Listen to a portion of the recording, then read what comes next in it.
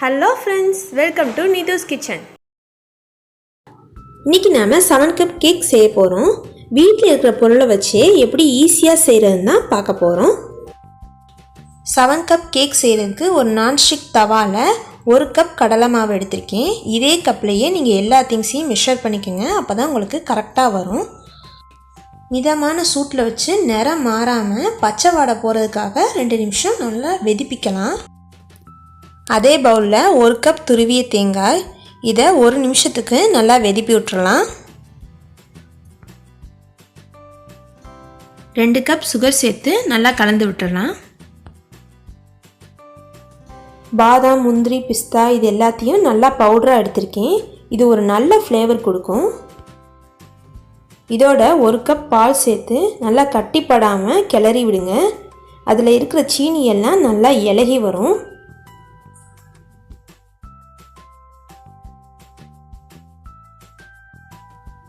ஒரு கப் நெய் சேர்த்து நல்லா கலந்து விட்டுருங்க.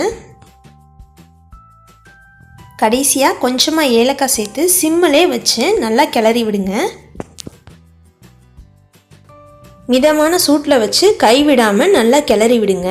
வெறும் 7 பொருளை வச்சு வீட்டிலே ரொம்ப ஈஸியாக பண்ணிடலாம். கடையில் வாங்குறது காட்டிலும் வீட்டிலே செஞ்சு சாப்பிட்டிங்கன்னா உடம்புக்கு ரொம்ப நல்லது. இது செலவும் கம்மியாக இருக்கும், ஸ்வீட்டும் கொஞ்சம் கூட இருக்கும், சாப்பிட்றதுக்கு டேஸ்ட்டாக இருக்கும். நல்லா கெட்டியாக வந்துருச்சு. இந்த ஸ்டேஜில் நம்ம ஸ்டவ் ஆஃப் பண்ணிடலாம். ஒரு பிளேட்டில் நெய் தடவி வச்சுருக்கேன், அதில் எல்லாத்தையும் மாற்றிக்குவோம். அடியில் நெய் தடவைனா எடுக்கும் போது ஸ்வீட் ஒட்டாமல் வரும். எல்லாத்தையும் நல்லா சமப்படுத்திக்குவோம்.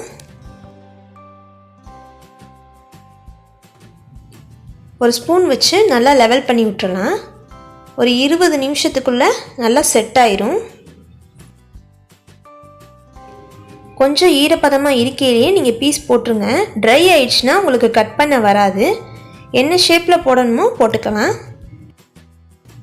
இப்போ எல்லாமே பீஸ் போட்டாச்சு. 20 நிமிஷத்துக்கு அப்புறம் பார்க்கலாம். 7 கப் கேக் ரெடி. இந்த வீடியோ உங்களுக்கு பிடிச்சிருந்துச்சுன்னா லைக் பண்ணுங்கள், ஷேர் பண்ணுங்கள், மறக்காமல் சப்ஸ்கிரைப் பண்ணுங்கள்.